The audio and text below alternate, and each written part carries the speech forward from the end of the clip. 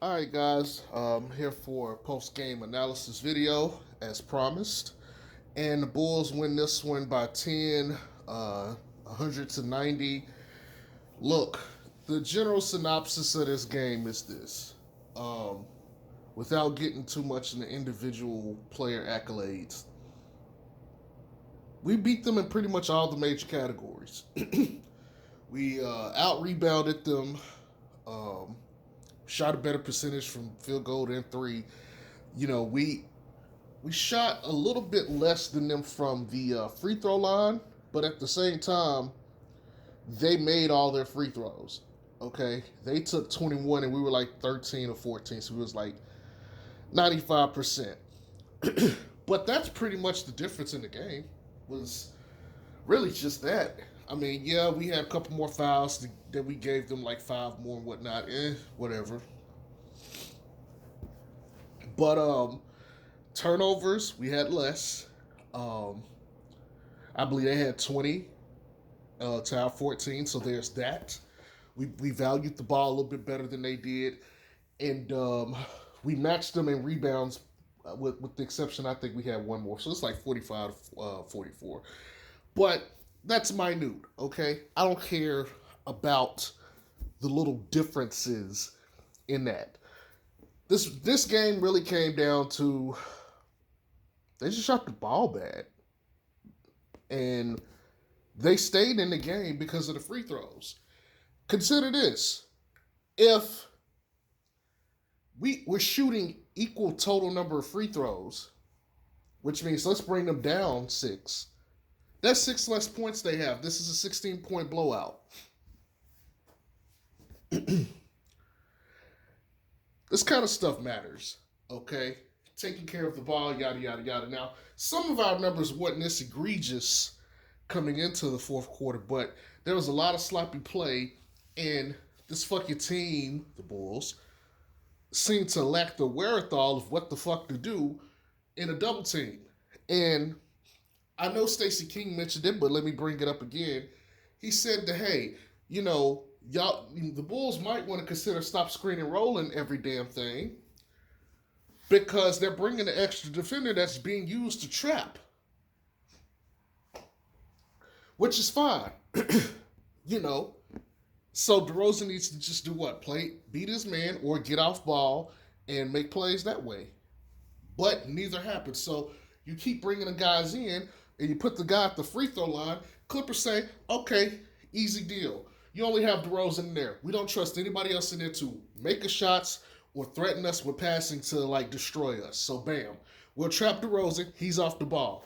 You put anybody in that paint along that free throw line, they get the ball. Nobody's taking a shot, and nobody is moving off the ball to cause like any kind of like to give to help or anything. And so they got to go put Zach in. Okay, fine. So now you put Zach in. Okay, you double. All right, you got the ball. You got somewhere the ball to go to. All right, cool.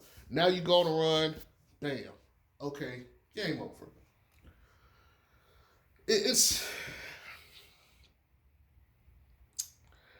it's getting to a point where you kind of can tell what the Florida game is going to look like um, on a night to night basis. Now, Kobe White is going to be available tomorrow, so expect him to play. That's the first available game that was announced that he could play. So yes, we have a back to back tomorrow. So look forward to that. I have a field trip at my job, so I don't know what time the game starts, but I might have to do my video a day late tomorrow, depending on the time that the game starts. Matter of fact, give me a second to check. Give me 1 second. Okay, so yeah, that game's gonna be late. I'll probably be able to squeeze one in, maybe. Well, it says 9:30. We'll see. Um, yeah, I might watch part of the game and have to go sleep. We'll see. Anyway, um, I didn't realize that the Lakers played a back to back too. So, as far as I'm concerned, this is equal. Um, well, let me go back here and check real quick. Yeah, because they won that game by 8, so they probably played all their starters. Either way, look, um, Both teams are fatigued, so yeah, we'll see what happens. Okay, the Clippers and the Lakers both played at home today, so yeah, that's going to be interesting. But back to this Clippers game. Ultimately,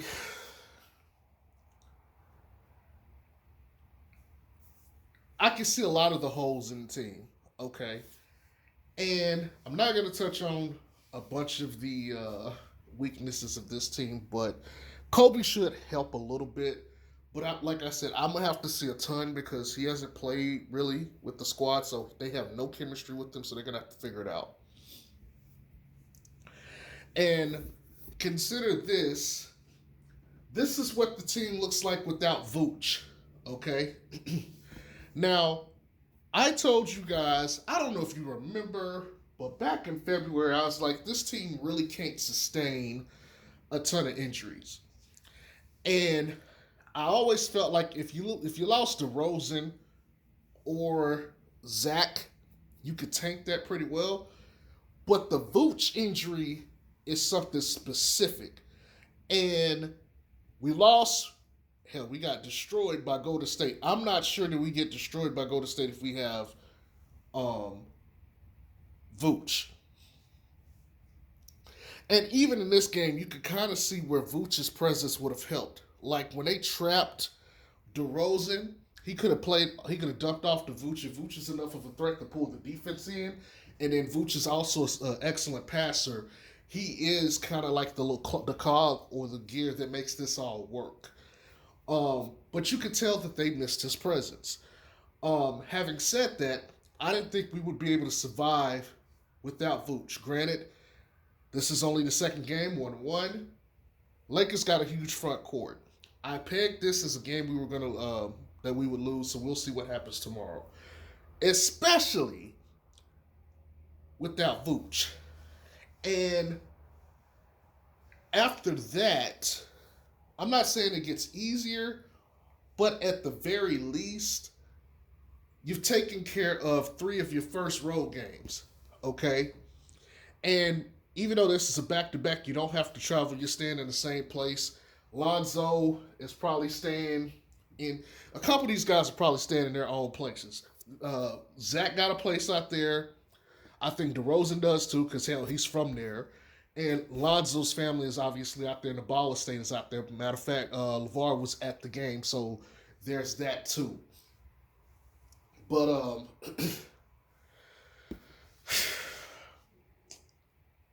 this game shouldn't have been as close as it was.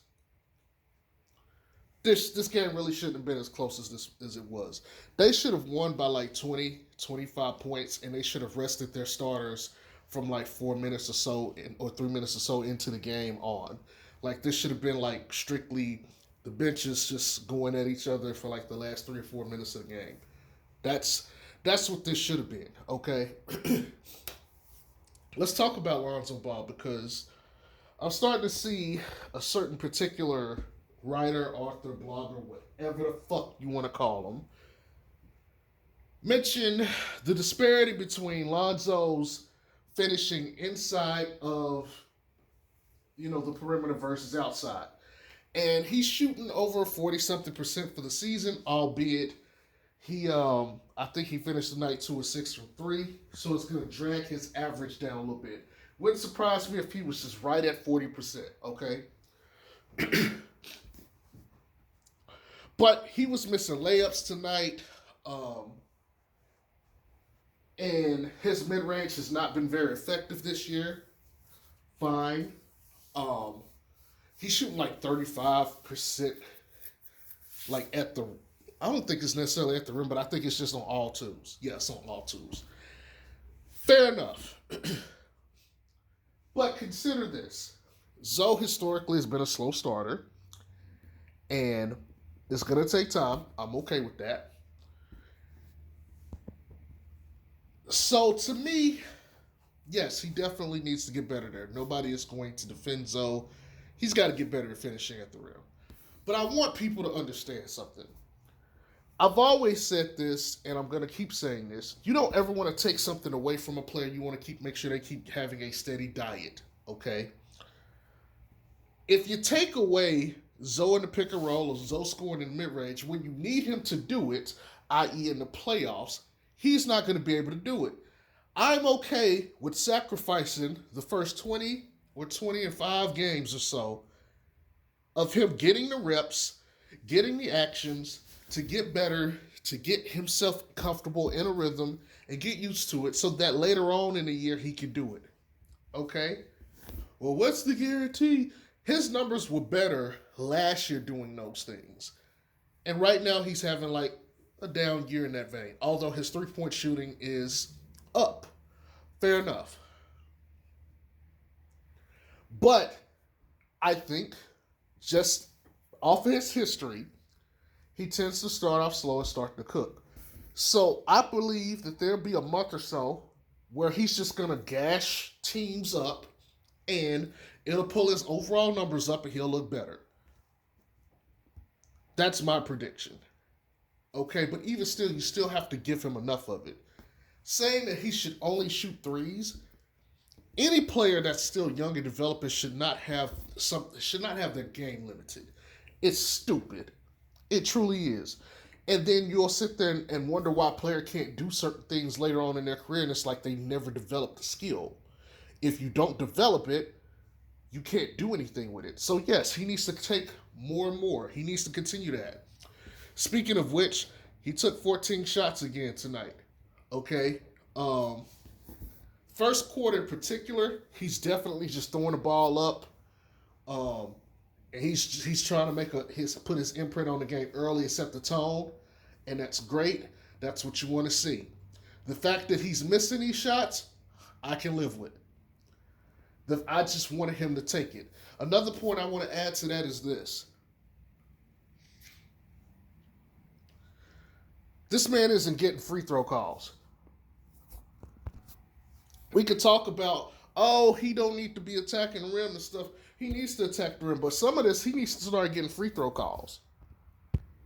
There is no reason for him to be going to the rim and he's attacking and he's getting fouled and he's not getting free throw calls. And even if you want to say he's not getting fouled, there are other players on the court who are doing the same things that he's doing, like almost played like down to like the T, the exact same motions and everything, and are getting foul calls for that. No excuse. If it's not a foul when Zoe does it, it shouldn't be a foul when someone else does it. But if you're going to say it's a foul when someone else does it, can we please get consistency of the call and allow that same call to be given to Lonzo so that he can at least go and attempt free throws? Because let me say this. He's shooting 83% this year. Granted, he hasn't taken a free throw in God knows how long, probably 8 games. If he could take and knock down free throws, he's going to make those, okay? Even if you don't think he's going to stay at 83, I have every reason to believe he'll still be in the 80s because he got himself up to 78, okay? That was where he was last year. I have every reason to believe he will at least be around the 80s, the lower 80s this year, which is where you want him to be as a starting point guard. But he's got to get the free throw attempts up. And I'm going to tell you this. I don't need him taking 5 a game, free throws. But if he takes 3 and he's making 2-point half, it makes his numbers look better. Okay? He had 10 tonight. If he could have got like some of those fouls, if he would have just got 3, he probably would have made all 3. He has 13 points. Okay? And even some of the other games, it will help him to see the ball go in and it will help his shooting numbers overall. Okay? But he's got to get the calls. But sitting here saying that he can't, run pick and roll or he shouldn't run pick and roll will prevent that part of his game from happening, which means you miss the other part of his game, which is the free throws. He needs to get to the line. So for certain people out here, that's just like, okay, he should just focus on what he's good at. Let me just say this. It's getting cold out, okay? Some of y'all ain't good at wiping your own ass. But I don't want you to ever stop wiping your ass. I want you to continue working on it so that maybe one day you won't be stinking when you walk outside. But based off of y'all's logic, you want us to say, well, you're not any good at wiping your own ass, so we should just let you walk around and be stanky. I'm sorry. I don't want to smell your funky asses. Get the showers. Work on it. Take a bath every day, 2, 3 times a day, and work on it. Okay? Now I know that's like a, a terrible yet funny analogy. But I want you guys to understand my point there. Okay? Just because someone's not good at something doesn't mean you don't do it. Because if you don't do it, you lose it, or you'll never be good at it, and or you'll never be decent at it, and it will hinder you going forward. I was a medic in the military. I can tell you right now, learning how to be a medic was not easy. And I failed doing certain things, but I had to keep working at it. I had to rep the shit and practice it. And even though I wasn't as great as I wanted to be when I passed, even when I got to my unit, I still worked on those skills and eventually I got good. So, what am I saying here? This is no different in basketball. He has to continue to work that shit. And this is not just Zoe. Caruso has deficiencies too that he needs to work on. Hell, Zach and DeRozan both still need to be working on passing out of the double team because guess what?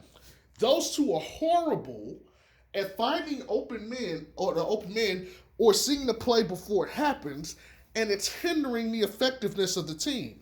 Now, people want to say stick to what you're good at. I don't see anyone telling DeRozan and Zach LaVine to get off the fucking ball and let someone else who's actually has better court vision actually handle the ball. Because you'll say, oh, well, creation. Well, what about turnovers, okay? These guys are sitting here averaging probably more turnovers than anybody else on the team. I could be wrong. But they probably average way more turnovers than anybody else on the team. And if I'm wrong, okay, sue me. But you want to put the ball in their hands? When Zach has probably had 2 or 3 games, where he's had like that many turnovers. DeRozan, I'll probably give a pass. I think DeRozan has been pretty okay handling the ball. He's had some lapses here and there, but he's been okay. But Zach, for sure, Zach ass will sit there and will turn that motherfucking ball over without a second, like without a thought. Like he's had some brain farts. You know what? Speaking of Zach, let's talk about Zach. He started to piss me off.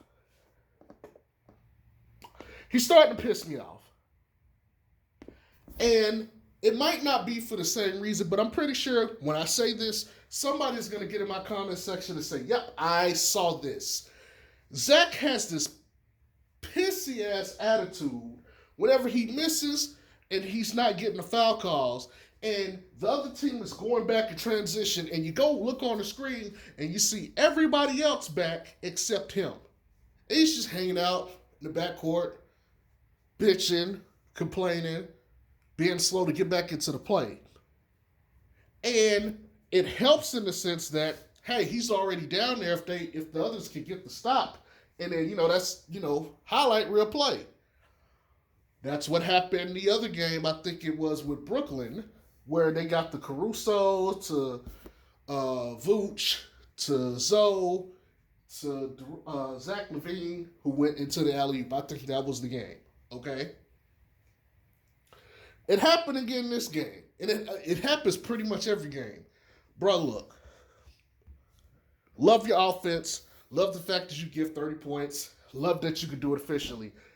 And I love the fact that you're even being a warrior and playing through your injury, even though I think you probably should have just went and had surgery set out for 2 weeks or 2 months or whatever, call it a day. But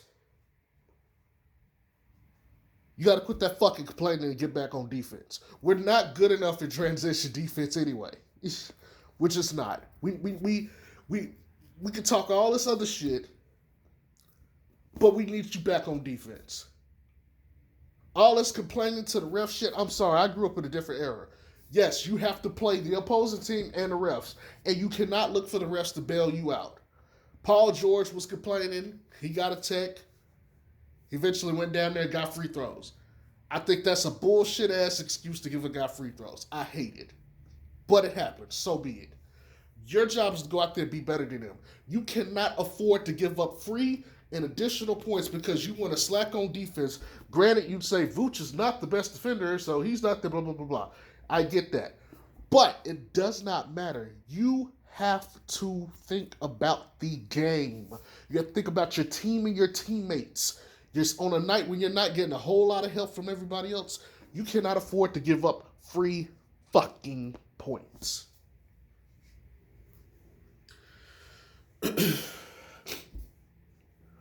We had another night at DeRozan can't keep a motherfucker in front of him. Okay? That that seems to be like the normal thing now. And I've been saying this for a while. We're lucky we don't have Vooch out there too, because if there's a pick and roll, it's a good game. You can hang that up. Although they got the running gummy bear out there, the chocolate gummy bear known as Tony Bradley, who has butterfingers. You know, he cannot seem to catch the ball, do anything with the ball. Y'all remember Kwame Brown, the rant that Stephen A. Smith went on about him? I almost want to apply that shit to Tony Bradley. Look like he got small hands. He don't have a fucking post move. He could commit to memory. That whole rant. That's how I feel about him sometimes, man. He be fucking up. And he's getting some easy ones, and he's not even finishing them. And the defense ain't there either for me to just sit there and be like, this is... Like, honestly, we need to go ahead and pull the trigger on the trade so we can let him go. That's how I fucking feel. Okay? But whatever. They started Caruso tonight. I'm surprised, but I'm not surprised. I'm surprised that they actually did it because I didn't think that Billy Donovan was going to switch. And if he was going to switch, I thought it would be Derrick Jones and not Caruso. But at the same time, that's your best lineup. That's your highest rated lineup. And I think it's in like the top 3 or top 5 of the best lineups in the league. And that's the one that wins you the game. So it makes sense why he would do that. I didn't like it in the sense that I didn't like the rotation, okay? But at the same time, it got to put Zach and Zoe together, and I felt like that was better surrounded by all those defensive pieces. I'm going to be interested to see how this looks tomorrow next to Kobe, even though he's not going to be playing a bunch of minutes. But I want to see what this looks like, and I hope if they're going to run that lineup with DeRozan and Caruso, that they insert Kobe because that gives them the additional scorer that they need who can sit there and pull some of that weight from DeRozan in the double team, and he'll make an exceptional, I think, secondary scorer that plays off of his gravity. Outside of that, bench was okay. I'm not going to talk too much about. You know what? Fuck it. Let me go ahead and do it. Let me go ahead and do it. Let me scroll down real quick.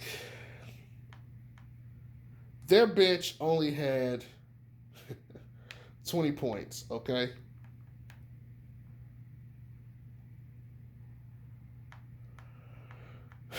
Our bench had